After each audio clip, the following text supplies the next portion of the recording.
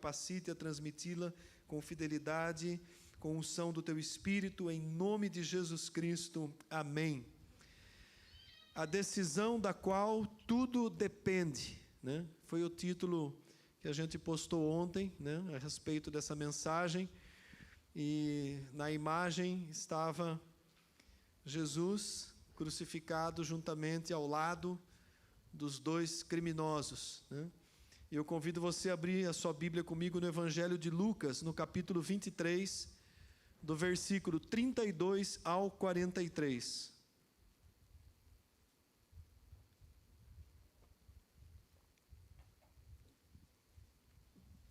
Lucas, capítulo 23, do 32 ao 43, é um texto bem conhecido.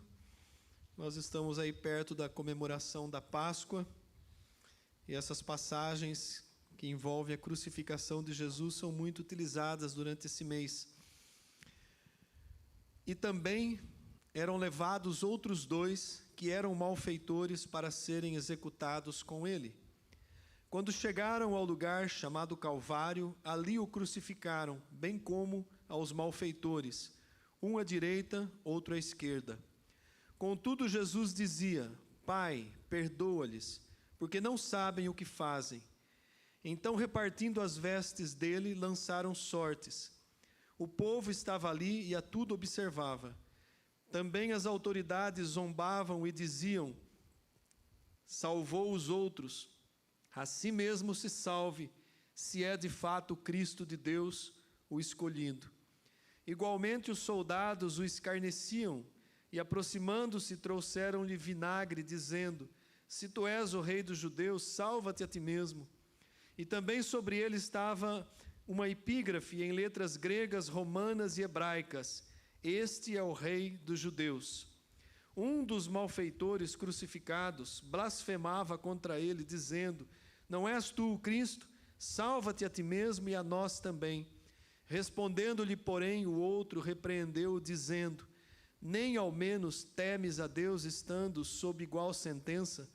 Nós, na verdade, com justiça, porque recebemos o castigo que nossos atos merecem, mas este nenhum mal fez. E acrescentou: Jesus, lembra-te de mim quando vieres no teu reino. E Jesus lhe respondeu: em verdade te digo que hoje estarás comigo no paraíso. Amém, igreja? Esse texto é uma narrativa do momento mais trágico da história da vida terrena de Jesus Cristo. Dos 4 evangelistas, né, os 4 narram esse momento da crucificação, mas Lucas é o que nos dá mais detalhes a respeito daquele momento da crucificação de Jesus. E há toda uma cena que nós podemos imaginar, né? Jesus sendo arrastado, né? Aquilo era um evento que atraía as multidões e Jesus já era muito conhecido em toda aquela região. Havia uma multidão nas ruas de Jerusalém acompanhando aquela situação toda. Jesus sendo arrastado, levado para fora, onde o local era feito a crucificação, ficava fora dos muros da cidade, zombado, escarnecido, cuspido, seguido por uma multidão. E em dado momento, né, os soldados, vendo que Jesus não suportava mais carregar o peso da cruz, eles pegam um homem que estava passando por ali, voltando do seu trabalho, chamado Simão de Cirene, e obrigam ele a ajudar Jesus a carregar aquela cruz, né? Eu fico imaginando o privilégio que Simão teve, podendo naquele momento aliviar o peso daquela cruz. Jesus estava sofrendo em sua natureza humana. E aquele trajeto vai sendo cumprido até que eles chegam no lugar da crucificação. E ali as pessoas que amavam a Jesus, que estavam acompanhando, muitas mulheres chorando, enquanto muitos zombavam, haviam muitos que estavam sofrendo, chorando, vendo todo o sofrimento que Jesus estava passando, né? Aquela procissão de morte. E então eles chegam no lugar do Calvário, né? E ali eles o crucificam entre 2 malfeitores, entre 2 ladrões, provavelmente homicidas, né? que talvez até participassem do grupo de revoltosos de Barrabás. A pena de morte, ela era dada pelo Império Romano, não a romanos, né? Mas a judeus, a gentios, a outros povos, e normalmente a pessoas que tinham se envolvido causando a morte de outrem, ou então feito algo contra o governo, contra o império. De alguma forma, aqueles dois malfeitores estavam ali e foram crucificados juntos com o Senhor Jesus Cristo. Isaías, capítulo 53, no versículo 9, ele profetiza aproximadamente 650, 700 anos de Cristo. E Isaías, em 53, 9, ele diz assim: designaram-lhe a sepultura com os perversos, mas com o rico esteve na morte, posto que nunca fez injustiça, nem dolo algum se achou em sua boca. E o final do versículo 12, ele diz assim: foi contado com os transgressores, contudo levou sobre si o pecado de muitos, e pelos transgressores intercedeu. Essa profecia de Isaías aconteceu naquele momento em que Jesus estava ali crucificado entre os transgressores, entre os malfeitores, entre os criminosos, e Jesus intercede por todos, incluindo aqueles dois homens que estavam ali crucificados ao seu lado, um à sua direita, outro à sua esquerda. A tradição judaica, a tradição católica também, ela dá um nome, né, para o malfeitor que se rendeu a Cristo, Dimas, e para o outro, Gestas. Mas isso não está na Bíblia, é apenas uma curiosidade dentro da tradição católica romana. Enfim, amados, aqueles homens estavam ali, naquele momento crucial, ao lado de Jesus Cristo. Davi também, no Salmo 22, 18, ele profetiza a respeito daquele momento: repartem entre si as minhas vestes, e sobre a minha túnica deitam sortes. Salmo 22, 18, é um salmo profético de Davi. Pouco antes, eles haviam despido Jesus e sorteado as suas vestes, né? O que estava cobrindo o seu corpo. Soldados sortearam entre eles, cumprindo mais uma vez uma profecia. Então, era um momento terrível, era um momento em que a morte se aproximava do Senhor Jesus, era um momento em que ele se vê ali junto de dois malfeitores, e aí começa um diálogo que Lucas detalha para nós, esse diálogo, a conversa que houve de Jesus com aqueles dois ladrões, com aqueles dois malfeitores, os dois criminosos, né? E então aquele momento, né, era o momento mais importante da vida daqueles dois criminosos que estavam ali. Ali havia um instante onde eles poderiam definir o destino eterno que eles passariam. Estava ali Jesus, o Salvador, sendo crucificado, e aqueles dois malfeitores ao lado. E aí então começa um diálogo, né?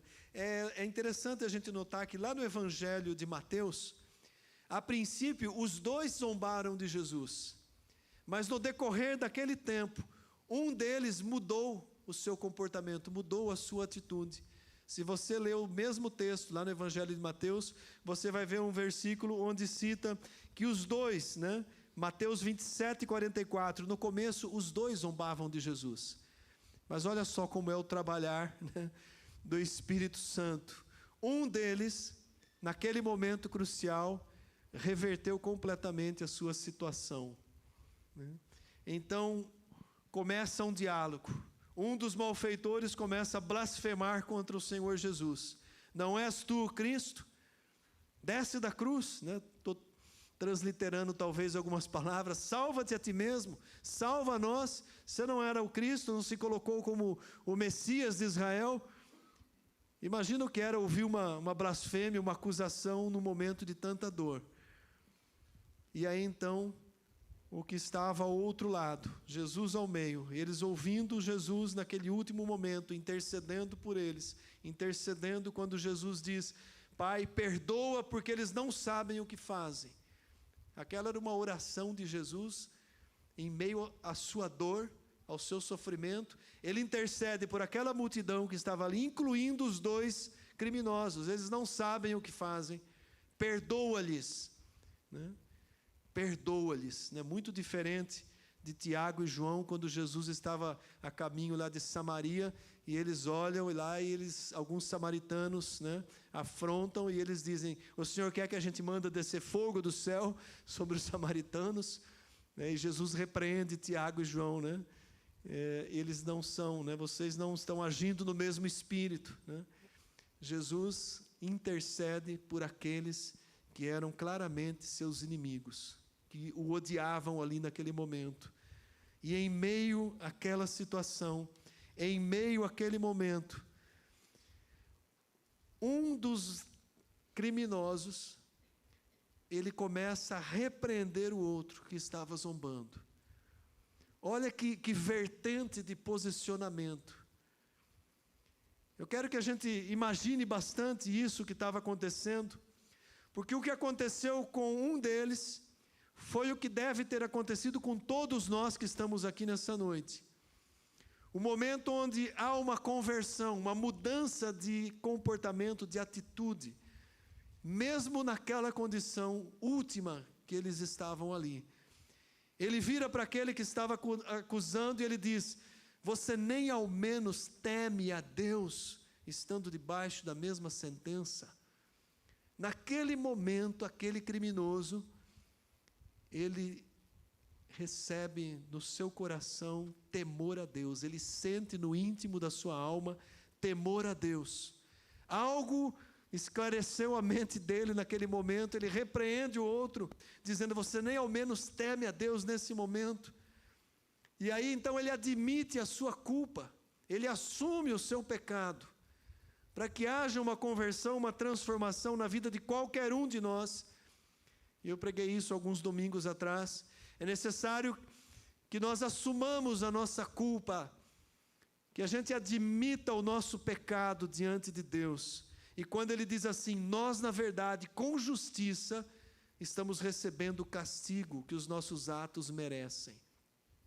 Ele estava admitindo que ele estava na cruz naquele momento, porque ele de fato era um malfeitor, um criminoso. Ele tinha feito algo que, segundo a justiça dos homens, ele merecia a cruz, a condenação, a pena de morte que o Império Romano havia decretado. Ele admite naquele momento então o seu pecado, a sua culpa, e ele olha para Jesus e ele diz: mas este nenhum mal fez. Ele começa a reconhecer a inocência e a santidade que havia em Jesus.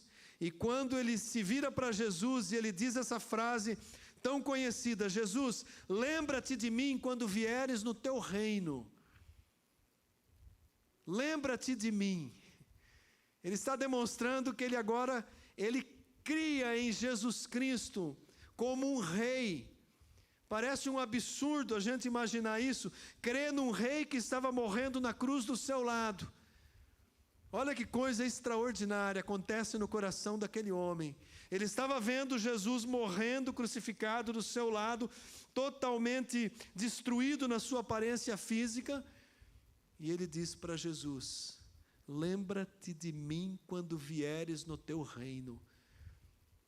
Em outras palavras, eu creio que o Senhor de fato é um rei, que o Senhor tem um reino, que esse reino do Senhor não é deste mundo.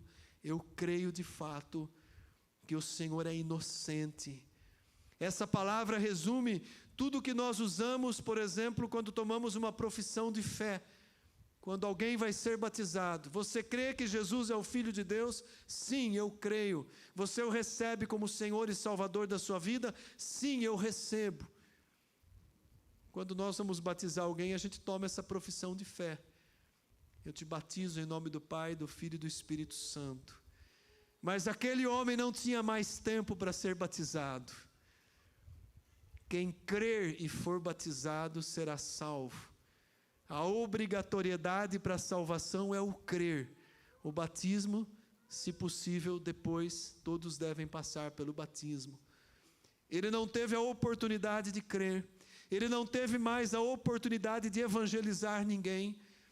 Ninguém foi salvo através da pregação daquele homem, porque não deu tempo, mas ele conseguiu para si próprio a salvação, no momento em que ele olha para Jesus, em que ele confessa o seu pecado, em que ele crê em Jesus Cristo, em que ele diz para Jesus: quando vieres no teu reino, lembra-te de mim. E então, amados, ele ouve as palavras mais lindas que ele podia ouvir naquele momento. Ainda hoje, em verdade te digo, que estarás comigo no paraíso. Ele partiu na cruz com a certeza da sua salvação. Amém? Glória a Deus. Quantos aqui podem levantar a mão e dizer: eu tenho certeza da minha salvação? Amados, isso não é uma brincadeira. Nós precisamos ter certeza, convicção de fé da nossa salvação. Se for o dia da nossa morte, quando chegar o momento, nós precisamos ter a plena, absoluta convicção de que somos salvos pelo sangue de Jesus Cristo, pelo sacrifício da cruz. E aquele homem estava vivendo aquele momento. Havia sido um criminoso a sua vida inteira. Uma vida destruída, uma tragédia para a sua família. Ninguém dava nada por ele. Mas no último momento da sua vida, que não seja assim com ninguém que está aqui, ou que está nos ouvindo pela rede social, que não seja no último momento da sua vida, mas para aquele homem foi, e foi o suficiente para ele ouvir da boca de Jesus Cristo: ainda hoje estarás comigo no paraíso.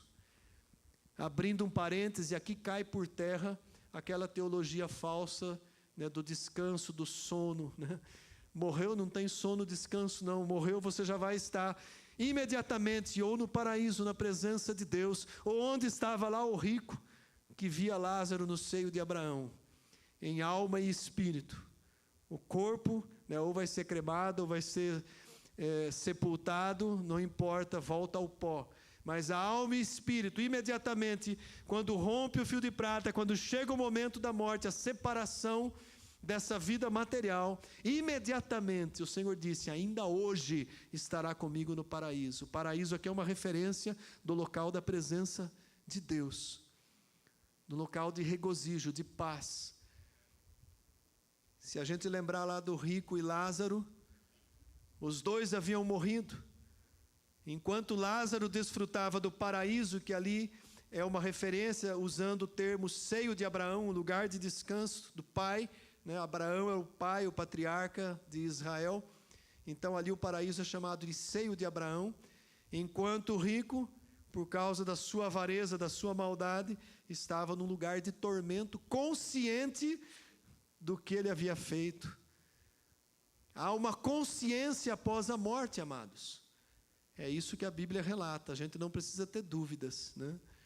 Então, aquele homem ouve aquelas palavras. Ele ouve de Jesus Cristo que ele estaria juntamente com o Senhor no paraíso. Recebeu a salvação. Era tudo o que ele precisava ouvir naquele momento. Quando Salomão oferece sacrifícios a Deus, logo no início do seu reinado, ele ouve algo tremendo de Deus. Deus diz assim para Salomão, né, depois que ele oferece os sacrifícios: pede-me o que queres que eu te dê. E Salomão pede sabedoria e recebe de Deus sabedoria e muito mais. O que esse homem recebeu naquele momento na cruz teve muito mais valor do que toda a riqueza e sabedoria e tudo do que Salomão possa ter recebido em vida. O pedido dele foi muito mais importante do que o que de Salomão. O que ele recebe é muito maior, ele recebe a salvação. E amados, aqui há um ponto para a gente considerar, né? Esses dois homens, como símbolo de toda a humanidade. Eles representam toda a humanidade. Uma parte da humanidade vai ser salva porque olhou para Jesus, porque creu, porque o reconheceu como Rei e Senhor. Outra parte não vai ter a salvação. Uma representação simbólica da vida daqueles dois homens, daquele momento decisivo da vida deles. Ambos foram gerados por um pai e dado à luz por uma mãe. Nasceram como todos nós nascemos. Ambos cresceram como crianças. Foram crianças inocentes, passaram pela infância, pela juventude e se tornaram adultos. Em algum momento da vida deles, eles se envolveram com aquilo que não presta. Talvez por causa de más companhias, por decisão própria, por escolha mal feita, eles foram por um caminho mau na vida deles. Se tornaram ladrões e malfeitores. Ambos foram criminosos marcados pelo pecado. Talvez nós não tenhamos cometido os mesmos crimes que eles cometeram, mas todos nós já nascemos marcados pelo pecado. A nossa natureza, ela é má, por essência. Ah, pastor, mas eu sou uma boa pessoa. Não importa, há maldade no coração de todos nós. Por isso a necessidade de passar pelo novo nascimento, de ser regenerado pelo Espírito, de ser gerado de novo. Ambos arruinaram as suas vidas. Ambos viveram sem esperança e foram tragédias para suas famílias. Ambos foram sujeitos à pena de morte. Ambos levaram a própria vida do jeito que quiseram, sem a presença de Deus. Nenhum dos dois poderiam saldar as suas dívidas perante Deus. Estavam na mesma condição. Ambos estavam na mesma distância de Jesus. Jesus ali no meio, na mesma distância de Jesus. Ambos tiveram a oportunidade de ouvir a palavra. Jesus estava orando um pouquinho antes dessa conversa. Ambos encararam a terrível morte da cruz. Ambos estavam igualmente distantes da porta do céu.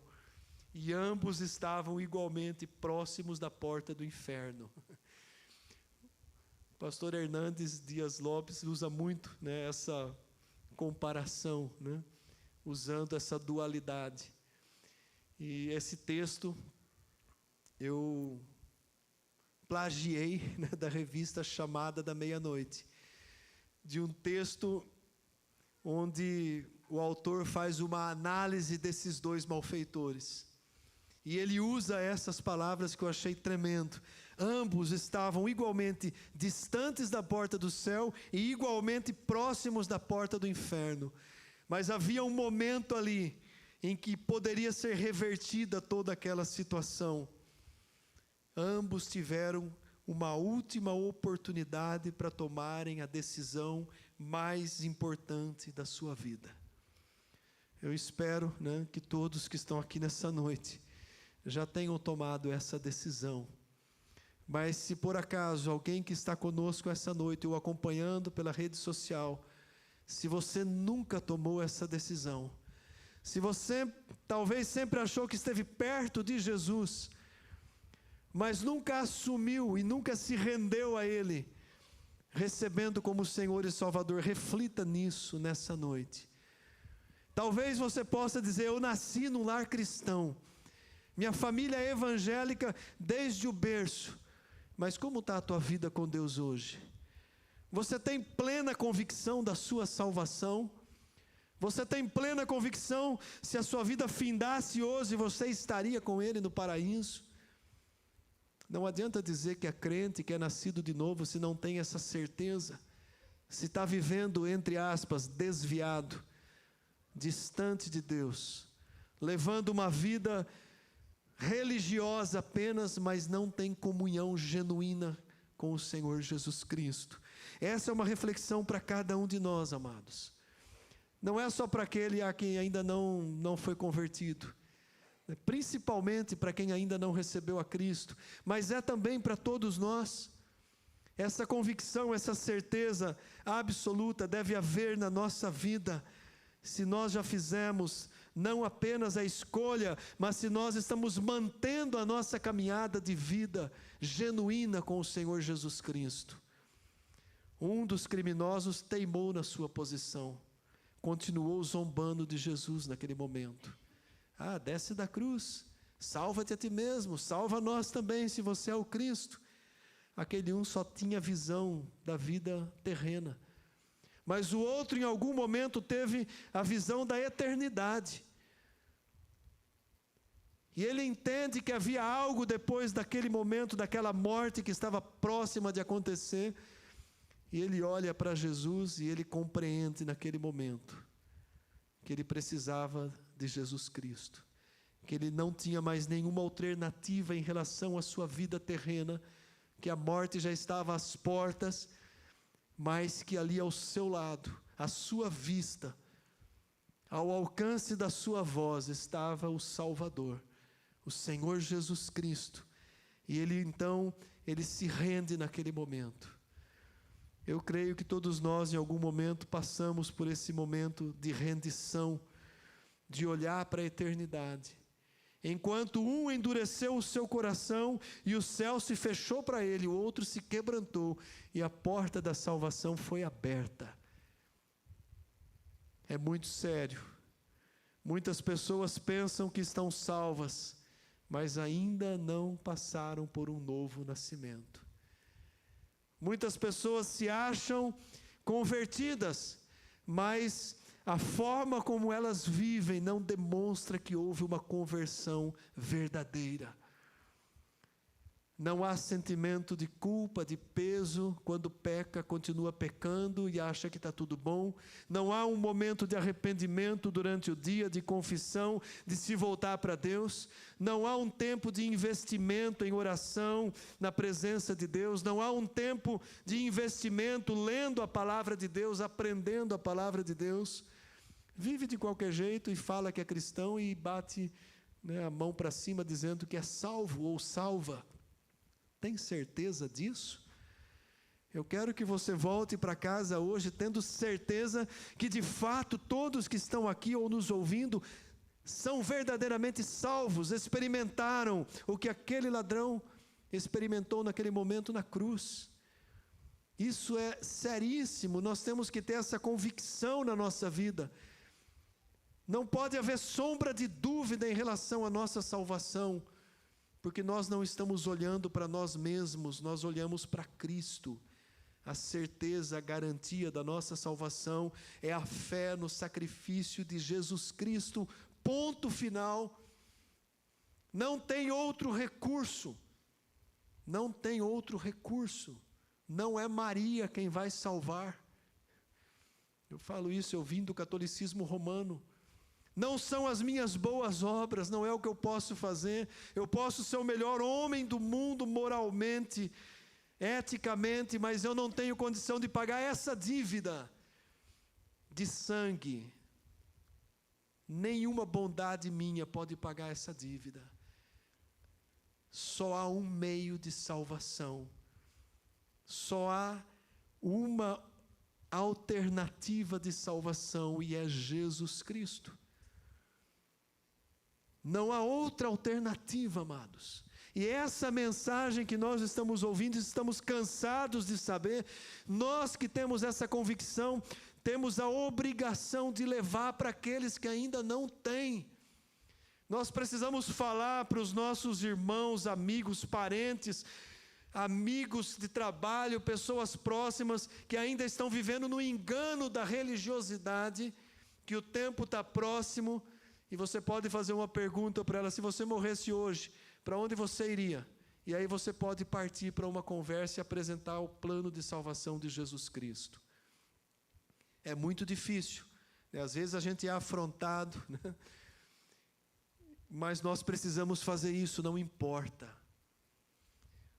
Ontem no trabalho com as crianças aconteceu um fato, no período da tarde, que me contaram, em que uma pessoa de uma determinada denominação, que é a CCB, Congregação Cristã do Brasil, começou a discutir com uma irmã que estava lá com a criança, dizendo que só a igreja dele vai para a salvação, que aquilo que eles estavam fazendo era inútil. O ímpio não tem medo, vergonha de confrontar nós, porque é uma seita. Toda religião que diz que a salvação é unicamente através deles é uma seita enganosa, né? Aliás, a Congregação Cristã do Brasil é cheia de heresias, né? E estava ali afrontando. Por que nós não podemos dizer para as pessoas: olha, só tem Jesus Cristo. Se você não for salvo através de Jesus Cristo, você não tem chance em nenhum outro lugar, não há em nenhum outro nome ao qual importa, pelo qual se possa ser salvo. Muitas vezes a gente tem que chegar, né, depois de trazer a palavra, muitas vezes, né, você vai semeando com amor, uma hora você fala: ó, se você não aceitar Jesus, você vai para o inferno mesmo. Mas a pessoa não pode ser salva por medo de ir para o inferno, ela tem que ser salva por compreender o sacrifício de Cristo. Mas ela tem que estar consciente que se ela não aceitar Jesus, não tem outro caminho. E nós perdemos oportunidades de levar essa palavra, esse testemunho. Pode contar a história. Agora você conhece os detalhes da história dos 2 criminosos ao lado de Jesus na cruz. Em casa você pode ler nos 4 evangelhos, né? E aí você pode usar esse texto para evangelizar alguém.